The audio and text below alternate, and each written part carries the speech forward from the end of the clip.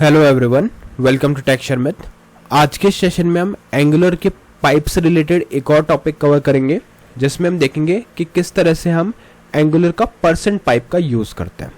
ठीक है, वैसे तो इसके नेम से ही ये समझ में आ रहा होगा कि परसेंट पाइप क्या होता है, क्यों हमें इसे यूज़ करना होता है, बट फिर भी क्लियर अंडरस्टैंडिंग के लिए हमें देखना पड़ेगा कि इसका एग्जैक्ट सिंटेक्स क्या है, स्ट्रक्चर क्या है, क्यों हमें इसे यूज़ करना चाहिए और इसके बेनिफिट्स क्या है। ठीक है, क्योंकि अगर डेवलपर कुछ भी चीज़ यूज़ कर रहा है तो उसका फॉर श्योर कोई बेनिफिट होगा। अगर बेनिफिट है तो उस केस में हमें क्या बेनिफिट होता है वो हम इस सेशन के एंड तक डिस्कस करेंगे। बट सेशन शुरू करने से पहले जस्ट एक रिकमेंडेशन है कि अगर अभी तक आप लोगों ने पहले वाले सेशंस नहीं देखे हैं तो आप पहले उनको देख सकते हो, क्योंकि ये जो पूरी प्लेलिस्ट है एक प्रॉपर सीक्वेंस और सिंक में है। तो अगर आप उसको सिक्वेंशियली फॉलो करोगे तो और भी ज़्यादा ईजी रहेगा आप लोगों के लिए ऑनगोइंग टॉपिक को समझना और उसको इम्प्लीमेंट करना। क्योंकि अभी अपना प्राइमरी फोकस किस पे रहेगा कि कैसे हम परसेंट पाइप का यूज़ करते हैं। बट उससे पहले बेसिक पता होना चाहिए कि पाइप्स क्या होते हैं, एंगुलर का स्ट्रक्चर क्या होता है, जो अपन ऑलरेडी कवर कर चुके हैं। ठीक है, तो अभी स्टार्ट करते हैं। सेशन बिल्कुल सेम वे में अपन स्टार्ट करेंगे। सबसे पहले अपन डिस्कस करेंगे कि रिक्वायरमेंट क्या है, डेफिनेशन क्या है, उसके बाद में सिंटैक्स स्ट्रक्चर देखेंगे पूरा एज इट इज़, है ना, और स्टेप बाय स्टेप पूरा स्क्रैच से कोड लिखेंगे। तो अभी चलते हैं पहले app.component.html फाइल पे। यहाँ पे एक हेडिंग ऑलरेडी दिख रही होगी, angular 19 course by tech Sharmit. इसके बाद में हम एक और हेडिंग डाल देंगे और इस हेडिंग में हम लिखेंगे परसेंट पाइप इन एंगुलर। ठीक है, यहाँ पे मैंने परसेंट स्मॉल केस में इसलिए लिखा क्योंकि ये केस सेंसिटिव होता है। हेडिंग में चल जाएगा अगर आप कैपिटल लिखोगे तो भी, बट बेटर प्रैक्टिस यही है कि जहाँ भी आप लिख रहे हो उसको सेम केस में लिखो, जिससे कि आपकी हैबिट हो जाए उसको करेक्ट केस के अंदर यूज़ करने की। अदरवाइज क्या होगा, अगर यहाँ कैपिटल लिख दे तो हो सकता है आप वहाँ भी कैपिटल लिखो और उस केस में आपको आउटपुट नहीं मिलेगा। ठीक है, तो ये क्लियर हो गया कि हम क्यों स्मॉल में लिख रहे हैं। तो परसेंट पाइप इन एंगुलर, एक बार इसको रन करके देख लेते हैं। यहाँ पे इसको कर देते हैं रन। तो सेव किया, सेव करने के बाद में ng सर्व हाइफन ओपन एंटर। जैसे ही आप एंटर करोगे ये कुछ सेकंड्स के लिए वेट करेगा और आपको आउटपुट ला के देगा ब्राउजर पे। तो यहाँ पे क्या आ रहा है, Angular 19 course by tech Sharmit percent pipe and Angular. ये हमारी हेडिंग्स हमें शो हो गई। परफेक्ट। अब बात करते हैं डेफिनेशन की कि परसेंट पाइप होता क्या है। तो एंगुलर के अंदर जो परसेंट पाइप है वो यूज होता है ट्रांसफॉर्म करने के लिए किसी भी नंबर को परसेंटेज स्ट्रिंग के अंदर। सिंपल है, क्या करता है ये, किसी भी नंबर को परसेंटेज स्ट्रिंग के अंदर ट्रांसफॉर्म करता है। किसकी हेल्प से, एंगुलर के पाइप की हेल्प से, और वो पाइप है परसेंट पाइप। उसके नेम से ही पता चल रहा है कि परसेंट में कन्वर्ट करेगा किसी भी नंबर को, किसी भी न्यूमेरिक वैल्यू को, किसी भी नंबर को डायरेक्टली कन्वर्ट कर देता है परसेंटेज स्ट्रिंग के अंदर।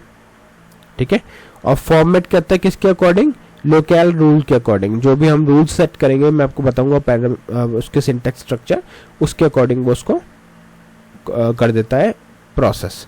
ठीक है, अब ये यूज कहाँ पे होता है, कॉमनली ये जो यूज होता है अपना वो, ये मतलब ये पार्ट किसका होता है, कॉमन मॉड्यूल का पार्ट होता है। जो हम मॉड्यूल हम इसमें इंपोर्ट करेंगे वो कॉमन मॉड्यूल होता है और ये मोस्टली टेम्पलेट्स के अंदर यूज होता है।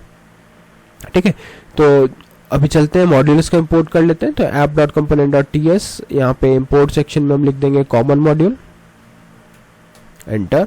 जैसे एंटर किया तो यहाँ पे देखो क्या कॉमन मॉड्यूल सक्सेसफुली ऐड हो गया, जिसका मतलब है कि अब हमारा कॉमन मॉड्यूल यहाँ पे इंपोर्ट हो चुका है। तो इस पे माउस लेके जाओगे तो दिखेगा ये क्या करता है, एक्सपोर्ट करता है हर बेसिक एंगुलर डायरेक्टिव्स और पाइप को, जैसे ng for of, decimal pipe और सो ऑन।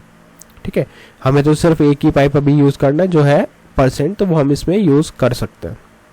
ठीक है, यहाँ तक क्लियर है। अब नेक्स्ट देखते हैं कि अभी अगर आपको इसका एक एग्जांपल परफॉर्म करके देखना है तो या तो आप वेरिएबल न्यूमेरिक वैल्यू यहाँ पे कोई क्रिएट कर सकते हो या डायरेक्टली HTML में नंबर्स यूज कर सकते हो, डिपेंड करता है आपकी रिक्वायरमेंट क्या है।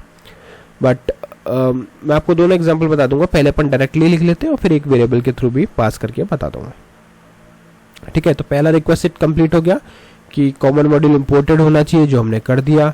फिर उसके बाद में आप चलते हैं app.component.html पे और यहाँ पे हम एक एक करके इसका पर्पस यूज देखते हैं। बट यूज करने से पहले सिंटेक्स भी पता होना चाहिए हमें, राइट, कि इसका सिंटेक्स है क्या। तो एक काम करता हूँ, मैं सिंटेक्स आपके लिए लिख देता हूँ। हो सकता है आप में से कुछ लोग इसको रेफ़र करें किसी एग्ज़ाम या इंटरव्यूज़ के लिए, तो डायरेक्टली आप यहाँ से इसको कॉपी भी कर सकते हो। तो सिंटैक्स, और यहाँ पे हमें सबसे पहले लिखना होता है नंबर का एक्सप्रेशन, कि कौन सा नंबर हमें यूज़ करना है। ठीक है, तो यहाँ आगे नंबर एक्सप्रेशन, फिर आएगा आपका पाइप ऑपरेटर, उसके बाद में आपको पाइप का नेम लिखना है जो हम यूज़ कर रहे हैं यहाँ पे परसेंट। ध्यान रहे ये केस सेंसिटिव है तो आपको एज इट इज़ लिखना पड़ेगा। ठीक है, परसेंट। फिर उसके बाद में कॉलन देना है। कॉलन के बाद में आप एक तो ऑप्शन देते हो यहाँ पे डिजिट्स इन्फो। ठीक है, डिजिट्स इन्फो आप दोगे, और उसके बाद में अब डिजिट्स इन्फो में क्या क्या आता है, देखो यहाँ पे हमने दे दिया कि digits info, but digits info contain क्या करता है, तो यहाँ लिख देते हैं डिजिट इन्फो इज, अब यहाँ पे जो भी वैल्यूज वो होल्ड करता है, पहला वो करता है मिन इंटीजर डिजिट्स। ठीक है, कितना मिनिमम इंटीजर डिजिट्स होगा वो बताएगा। फिर है हमारे पास मिन फ्रैक्शन डिजिट्स, कि फ्रैक्शन डिजिट्स मिनिमम कितना है वो बताएगा।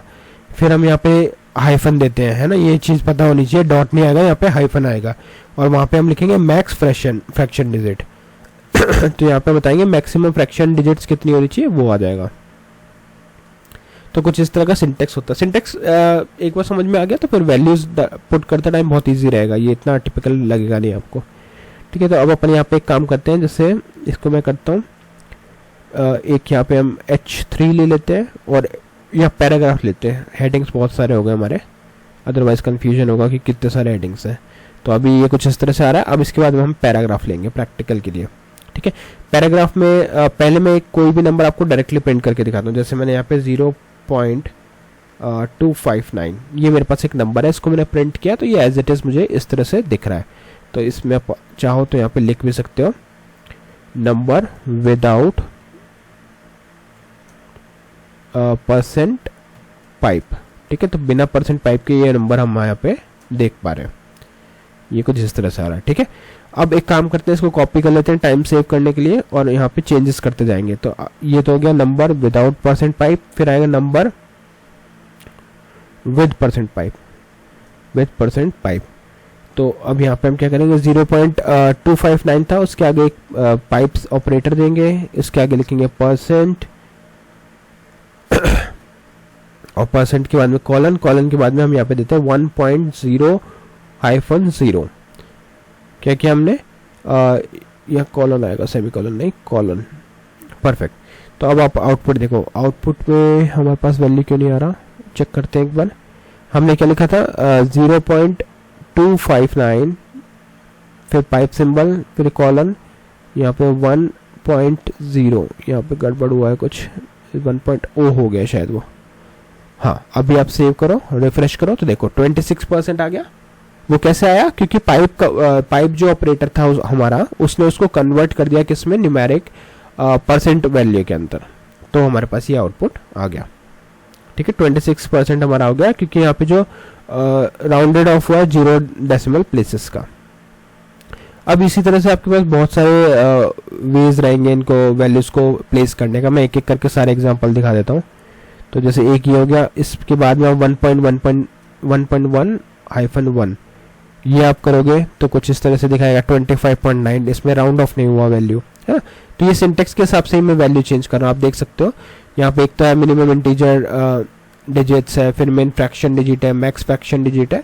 तो उस अकॉर्डिंग एक वाले केस में 26% आया, फिर 25.9% आया। अब इसको आगे आप बढ़ाते जाओ तो यहाँ पे 1.2-2 सेव किया तो यहाँ पे आ गया 25.90। फिर से इसको पेस्ट करते हैं, यहाँ लिखेंगे 1.0-3, सेव किया तो यहाँ पे आ गया 25.9। तो ये डिपेंड कर रहा है कि कौन सी वैल्यूज आप यहाँ पे प्लेस कर रहे हो और उसके अकॉर्डिंग क्या क्या आउटपुट आपको मिल रहा है। ठीक है, साथ में कुछ लोकल भी रहते हैं जो आप यूज़ करते हो, जैसे FR रहता है फ्रेंच लोकल के लिए, DE रहता है जर्मन लोकल के लिए, और US इंग्लिश लोकल के लिए रहता है EN-US। बट वो मे बी आप लोग एज ए असाइनमेंट ले सकते हो कि आप कैसे यूज़ करोगे, वो आप आइडेंटिफाई कर सकते हो। सिंपल है, स्ट्रक्चर यही रहेगा, जस्ट आपको इसके आगे लोकल देना होता है। जैसे यहाँ पे अगर हम इस तरह से दें EN-US तो क्या ये वर्क करेगा, देखो तो ये आउटपुट में तो आपको कोई डिफरेंस दिखेगा नहीं। ओके, ये मे बी आप एज असाइनमेंट ले सकते हो, या फिर मैं इंग्लिश वाले सेशन में इसको कवर कर दूंगा। अभी हमारा टाइम लिमिट हो गया है, तो नेक्स्ट सेशन में हम बाकी टॉपिक डिस्कस करेंगे। So thank you for watching Tech Share math.